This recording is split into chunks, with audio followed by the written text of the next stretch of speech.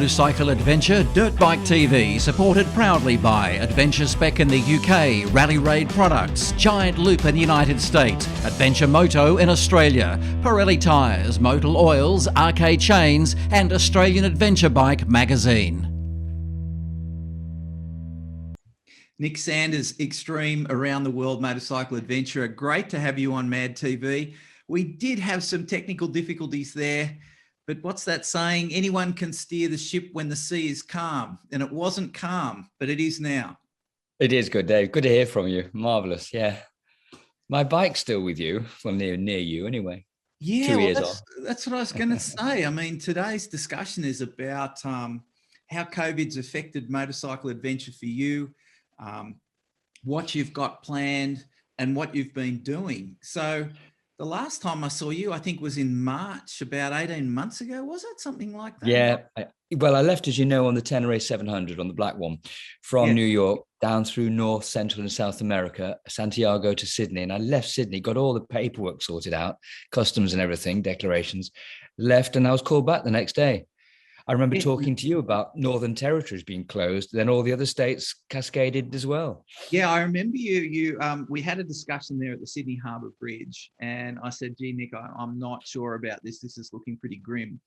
And you went, no, Dave, I'll give it a run. And you went out to Wiseman's Ferry. So you got out about, I don't know, 90 Ks from the heart of Sydney. And I think we had another discussion, and I said to you, I think the borders are all going to close. And that was it, wasn't it?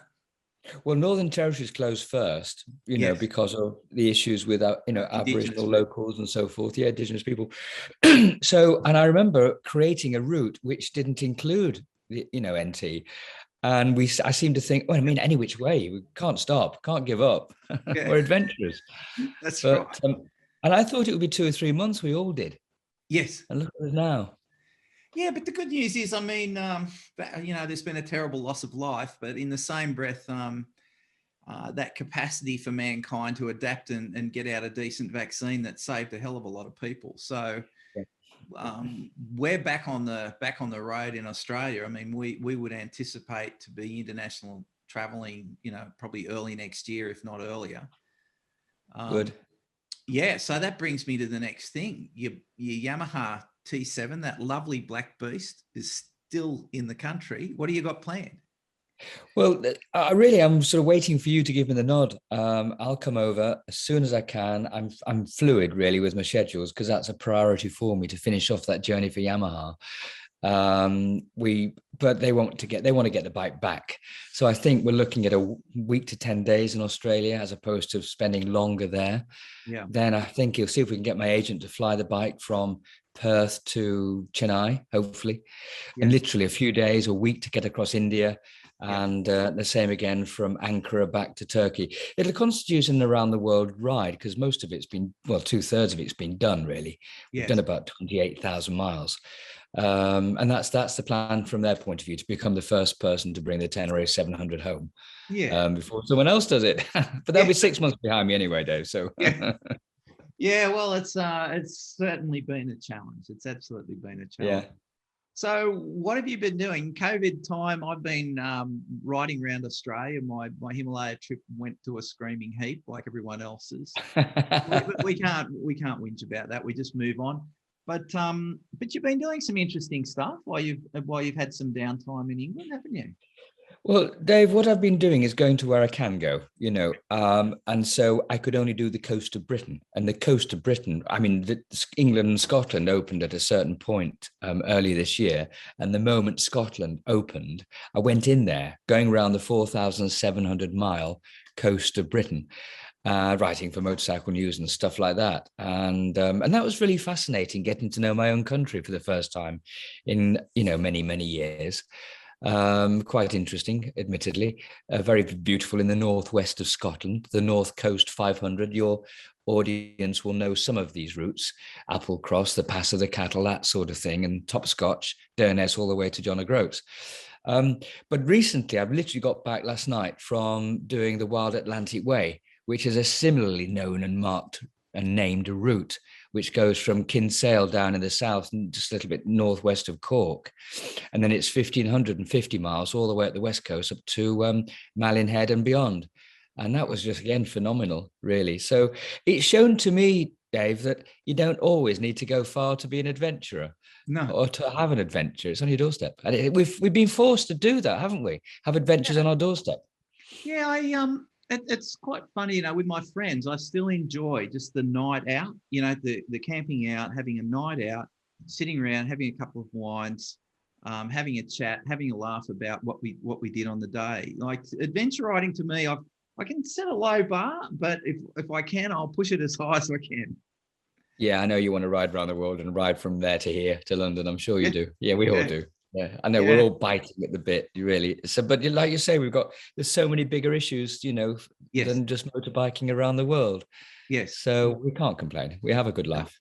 No, we've had a great run. So you intend hopefully to come back early in the new year, and it just depends on when Australia opens up. That's the plan. And then seriously, the moment, the very day you open up, I'll be on a flight out there, and I'll spend the 3 or 4 weeks to finish off this particular journey. For me, though, round the world motorbiking isn't the most important thing in my kind of portfolio of what I do. Yeah.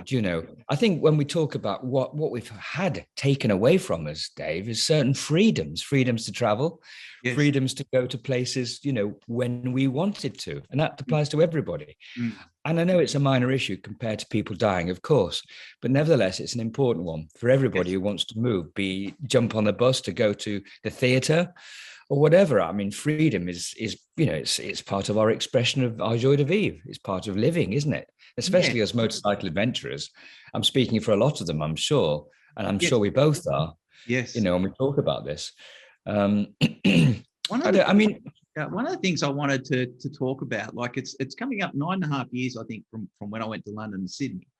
And, I reflect now on the countries that I went through and the things that have changed. For example, since we've left, the Ukraine has been basically divided in half. The stans have become more volatile. Indonesia has had an element of extremism that's intensified. I wouldn't like to say the world has become a little meaner. I don't advocate that, and I really don't appreciate the way the nightly news exaggerates the badness in the world. But in the same breath, things have changed. And if I wanted to do that trip tomorrow, I'd have to make significant modification. The other one is Myanmar. Myanmar has had the military coup.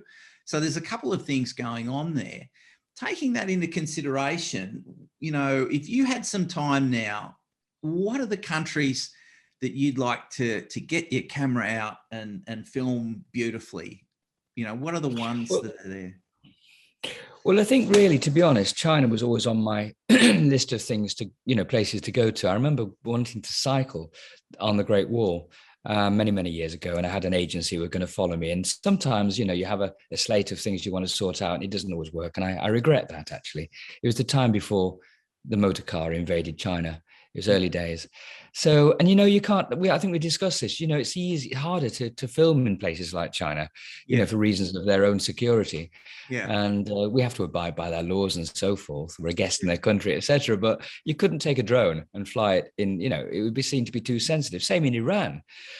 And like you talk about, the countries where you'd like to go through. I mean, the stands are beautiful places, great people. We all know that. But it's more technical now. I mean, because of the problems in Afghanistan, people will go home to of a particular persuasion will go home to their mums and R&R. Yes. And it doesn't necessarily make it safer. It just doesn't. Yeah. It's all very well saying, well, like Mexico, for example, is one of those hot spots. Yes. And I've had problems in Mexico, Dave. I don't know if you have, but my driver was kidnapped there a number of years ago. Wow. And so difficult. Plus, we had a vehicle stolen and bikes stolen, all that. And these things happen.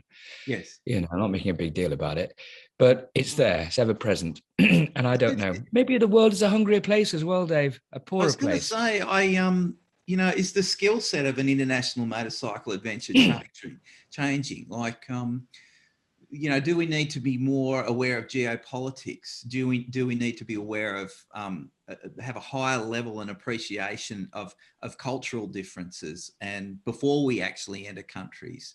Do we have to have, an up-to-date current affairs view of a country before we go into it? I mean, this is what I'm starting to think about now. I've still got my eye on going from Sydney to Mount Everest base camp on Yamaha T7s. And that's one thing I'm thinking through, like Indonesia has had quite some significant changes in terms of terrorism, and they're on it, they're all over it, but it's something in the back of my mind. Yeah. Quite. Well, the thing is, there are sort of layers of morality based on journeying, and before we didn't think about it so much. But remember, we've always been this sort of rather privileged. We are privileged individuals to ride our motorbikes to the places we've all been to many times. We know that not everybody is fortunate to be able to do that. And almost we do that on their behalf in some ways. And I'm talking about ordinary whatever, Caucasian men and women in the Western world who would love to do what we do. But they have to go to work. They wear the mask of work. They have to pay their mortgages. As adventurers, what we are, Dave, really, we engage in risky activity, for Yes. profit. We are mercenaries in a sense. I mean, I certainly am in the nicest possible way. I've gone away for the last 30, 40 years and I've earned a living from it. And I think if I hadn't, I simply wouldn't be able to afford to do it. Yes. And but we are these, I'm speaking for myself, a privileged, white, relatively richer, male riding a big fat motorbike across places where people can't do that. So I do feel there could easily be moral outrage against that from local people. If a family has just lost their family through COVID and I turn up on my bike having a holiday, you can understand how they might feel. Yes. And I didn't need to know that before, but now I do. Yes. So what does that say about us? Yes. Yeah, no, it's Ricky. It's, the humility that, and I always try when I'm in a different country, to be humble, but there's a funny thing with humility. Just when you think you've got it, you probably haven't. I try hard, but that issue that you raise, it's a good one. And to think, on T7s, for example, in some countries, that would be a life's wage for a T7, maybe twice a life's wage. A definition of freedom is is to do with the pursuit of happiness, essentially. That's one definition of it. And we're very able to do that. I want to be free. I want to be happy. People are just trying to find a bowl of rice. And this is what's being presented to us now, almost on a daily basis. And look what's happened. We've had COVID. There's been wall-to-wall coverage in all the papers. And we're still dealing with that. Yeah. Now we've had Afghanistan. I mean, the press do, mold the way we go through life in a very interesting way. Yes. Control in some ways, control our thoughts. There is thought control. Yes. And I think also now we're going to move on to COP26, the climate change meetings in Glasgow. Yes. So we're going to feel a bit guilty about putting fossil fuels into our tanks. Yes. You can't deny it. I mean, I won't allow someone to point the finger at me specifically because it's minute. When my government tells me and shows me the way, then I will follow it. Yes. I'll abide by whatever convention that they're trying to install into our economy. But at the moment, it isn't there. The person who comes to interview me, for example, will have taken the bus or a train or a plane or whatever, or a car. Yes. And you don't ask the driver if that vehicle has been using, clean energy. It's not practical. So it's a conundrum. It's a difficult one. It's a bit of a head messer, really, isn't it, Dave? Yeah, I reflect on my young grandson who's coming up for a year of age. And, one of the comments when I had a picture of him and myself on a bike, sitting on a bike, and they said, well, when you're 80, he's going to be on a battery bike, isn't he? And I said, well, yeah, I just thought, well, I think we all know that. The battery technology, it's interesting with the battery technology you raised, because there's just been an Australian invention that has quadrupled battery capacity and delivery. It's just popped out in the last week. So that was very good that you raised that. Good Aussie product. Good. Yeah. Well, funny you should say that, Dave, because I am actually going on another journey at the end of having said that. I'm going on a boat journey. Yeah. I mean, this COVID thing, everything and climate and everything has forced me to adapt as an adventurer, as a professional adventurer. And well, and you too, I'm sure. So it's not just about motorbiking around the world for me. Look, I have rather been there and done that. Yes, and I've nothing more to prove, nothing more to say either. You know, and sometimes you have to step aside and let the younger generation do their thing, show us the way forward. Absolutely happy with that, really. But it's forced me to change my modus operandi, if you like, in my direction.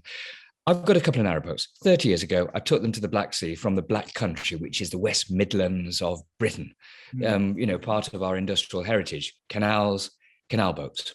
And I went from the Black Country to the Black Sea, which is the longest canal boat journey you can do probably in the world, I think, across Europe, across Germany, across Austria, all the way down the Danube, and then popping out at the Danube Delta in Romania. Wow. Now, we're going to do that again starting in October. Now, my nod to motorcycling will be that we will have an e-scooter on my tug deck, and I'll have solar panels on the roof. All right, so you can charge it up as you're going. Exactly. Yeah. So I still will be motorbiking, but it will be sort of a bit of a side issue whilst we sail down the Danube and we look at our lifestyle, my wife and I, and we'll cook and we'll do all the sorts of things that you do in ordinary life, but in an extraordinary situation. You know, I'm an adventurer and I've found another adventure to do. I used to do this a lot, Dave, before I got into motorcycling and loving it for years and years and years. Each year I would do something different. I would microlight somewhere. I'd hot air balloon for several years, you know, do canal boating, or I'd bicycle around the world.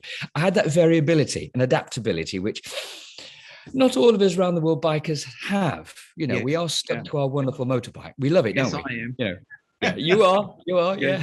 Yes, at the moment. Yes. Yeah. But you had a regular job for many years, and you have a social support structure behind you as a consequence of all those years of service. Absolutely. Yeah, and deservedly so. I haven't any of that. I have been an adventurer since the year dot, since I was 23. None of the social structures behind me to support me as I age and so forth. So, you know, and what I also think about adventure is that it enhances creative thought, adventure of the mind, adventure of whatever discipline you're trying to engage in and become good at. I remember thinking years ago, I knew what I wanted to do. It didn't matter whether it was riding a motorcycle around the world or a bicycle or tiddlywinks, but become so good at it that eventually somebody would pay you to do it. Yes. And that's happened. Won't last forever. But, you know, fingers crossed. So we didn't quite get to it though.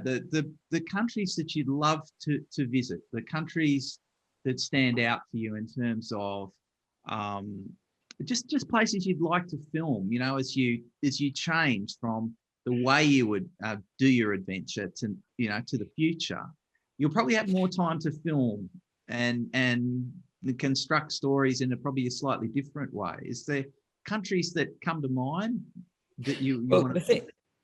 To be quite clear, it doesn't really matter which country you're in. If you're a filmmaker, you'll find something to film. Okay. Now, to answer your question, and these are places that probably, of all the 180 or 190 countries there are in the world, or maybe there are more, I can think of half a dozen I haven't been to, very specifically Brazil, oddly enough. That can be corrected. I haven't been to Botswana, which I would love very much. That was on a par with Sudan for me as a place I wanted to go to. I haven't been to Tibet. I haven't been to the Congo. I haven't been to places that you can't get to, like Chad and so forth. But most of the rest, Dave, I have been to. I've realized, actually, just having been to Ireland, what a beautiful country it is. Yes. And I think also, remember, we're speaking the same language. So that does help any filmmaker. Yes. If you're not speaking the same language, you're already having to overcome a very difficult hurdle in terms of gaining content and data. Yes. I think also what you do pinpoint absolutely perfectly is the fact that I go to countries to make films, such that they are. And each day, as I have over the last 2 weeks, I've spent 4 hours a day gaining content and data and filming. It's definitely a job for me. It is. You know, and again, I'll present some of this stuff to Mad TV and see whether you want it. Oh yeah. You we know, want it. Yeah. that sort of thing. And I want it to be different as well. I want it to be Yeah. like, this is what I expect. Great. Marvelous. Yeah. No, I'm not a hero, Dave. I'm not a hero. I'm a knight errant. I'm sort of we're all Don Quixote sort of, wannabes. Yeah. But I don't take on the role of hero. No, heroes are people who save lives. My wife's a doctor. She saves lives, Yeah. and I'm just a traveler.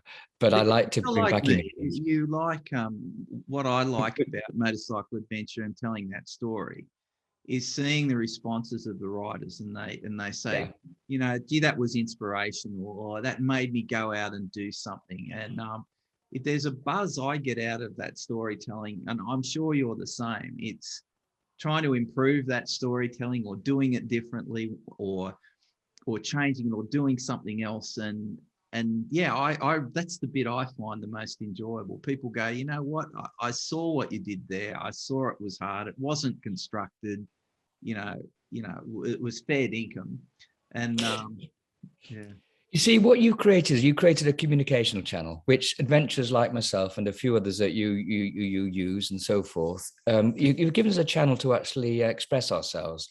Dave, for whatever reason, I haven't been able to generate the big YouTube figures. I've not put the energy and the time into it. I don't understand the algorithms, and you have to do that properly. And we know various individuals like Itchy Boots, for example, who have done that very well, and well done her, and she deserves a mention for what she's doing. But that's not what I'm good at, I guess. So you've given me that ability to do that. So thank you for that. And I think your viewers, I noticed I was in Belfast last night, and we looked at your channel and we checked out my figures on the London-Sydney film, and it's up to 191,000 views. Well, okay, it's not a million views, but it's 191,000 very valuable views from your viewers, which you've created. Yeah. And I find that, like you, very exciting. Still, after all these years, that somebody's watching what you make. I do, and they're actually long-term subscribers. Like, I built that subscriber base slowly, so they're motorcycle adventurers. They're not just people who've just clicked on it to find it. They're actually people who are either aspiring to do it or willing to do it, and that's what I like about that feedback. But you introduced me, Dave, to the long form format. I wondered whether 59 seconds, Instagram stories, all that kind of stuff. And you said, no, go for the longer film. This is what people want to, they want to immerse themselves into it. And that gives me so much creative, I don't know, something to chew on, basically, and to offer the audience something I think they want to see. Yes, I agree. I too look at Itchy Boots and admire her content, and but it's that sort of content. That's my dog coughing. Nothing like live TV. God, she's going to throw up in the carpet. Go, Lily, go. But yeah, so I admire Itchy Boots, but the way she tells the story is different to the way we tell stories, and so be it. But it's extremely popular. It's very it's popular. The way she presents ideas. It's instant gratification, and she does it well. And there are others who do it in a way sort of not less well, but in a much more cinema verite way. They're just recording what they do, what they say, what they think. And I do take a little umbrage with people who think they've got something to say. They've always got an opinion. Here I am with my opinion. But, I'm saying there's a lot of rubbish out there as well too, which we have to sift through, and that's a fact. And I think I pride myself on working with a communication channel like yours with an audience which are meaningful, who really kind of can get to terms with something, with challenging thoughts and concepts within the data that we show and we broadcast. One of the things that I found really inspiring in the last couple of weeks is some Pakistani YouTube motorcycle adventurers, some Indian YouTube motorcycle adventurers making beautiful films, beautiful stories. Some of it's in Hindi, but you can have a look at a translation underneath. But I'll send you some links to some of those storytellers, because I'm really inspired by what they have to say, and it's they're coming at it from their culturally appropriate through their lens, and it's really interesting. Well, that's grand. You know, it's really good. We've all got our little niches, really, Dave, yourself, me, and these lovely new chaps. You know, I think it's fantastic. I think everything we can do to help them. This is, and you know, you're part of that process. Yeah. You can actually broadcast and, you know, and show off what they can do. I think it's brilliant. Yeah. Yeah. So apart from that, I look forward to seeing you, Nick. Thanks so much for coming on Mad TV. We look forward to seeing you. I'd love to ride with you for a day when you get here and see you on your way, and That would be great. have an overnight stay with you somewhere with a couple of mates, and really look forward to doing that. It'll prove to us all that, you know, a journey can be restarted, that there has to be a new normal to our lovely world. You know, there's our little blue planet, and we are the adversaries for that. We are absolutely, you know, we are, I don't know, we're the romantics, Dave. We are the pirates. We are these knight errants, really. You know, we are the Don Quixotes, I think so. Yeah. And I think we've done a good service, having been a little bit self-critical. But we have put ourselves on the line. We do risky endeavors. We're alone for long periods of time. Yes. And I remember the days when I started, there were no computers, there was no spot button, no emails, nothing. Dusty envelopes arriving at postage stamp from your dad, which was sent 3 months before it arrived, and you read it and read it and read it and read it. That's right. And it was a different world, and it's going to change again, isn't it? Yes. Yes, it really is. Maybe people will travel less. Maybe we've been the functionaries. You know, we've done this. Yeah, maybe. I wonder that whether in fact we will travel less. But I tell you what, I still think we need to be traveling and exchanging ideas and looking at different cultures and experiencing different cultures. I think if there's one thing bad about the internet, is the compartmentalization of ideas. It really bothers me. You know, that no one can have a discussion anymore. It's take the man, not the ball.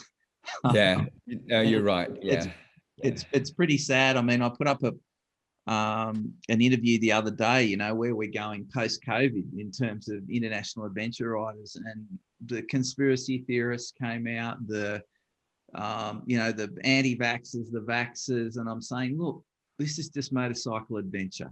Let's just keep it motorcycle adventure. Yeah, but people want to aggressively pigeonhole you into these places, and it's a part of the internet that's a significant change to where we were at, a couple of years ago. You know, it's the cancel culture is another word that comes to mind. But whatever it is in the internet, it's become a bit more intolerant and mean-spirited. And that's something that you and I hopefully, you know, contribute to making that less, you know, just come on, we're human, we enjoy life, you know, just bring it back. You might have beliefs, but, you know, we've all got beliefs. We are ambassadors for freedom in many ways, and we serve some of our audience's needs and desires and dreams. If they can't do it, then we do it on their behalf, and that's about it, really. It's neither better nor worse. We don't save lives, but we are entertainers, you know. And I am quite proud of that over the last 40 years, actually, Dave, to be truthful. And I ain't going to stop now. I think I'll be doing this for the next 30 years, thinking of new adventures. And I hope to be broadcasting them with you. Yeah, well, mate, it's been a great privilege to chat with you again, and it is a great privilege. Although my contribution is significantly less than yours, it's a contribution nevertheless. And that bit you raise, you know, we do this with humility, but in the same breath, we know it's a great privilege to be able to tell stories and inspire people. So, Nick Sanders, great to have you on Mad TV, and sincerely look forward to seeing you next year. See you, mate. A pleasure, Dave. Thank you for having me on the show.